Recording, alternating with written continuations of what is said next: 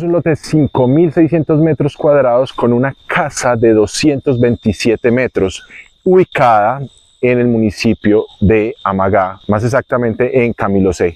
Esta casa que ustedes ven acá tiene 227 metros repartidos en 2 niveles, ya se los muestro.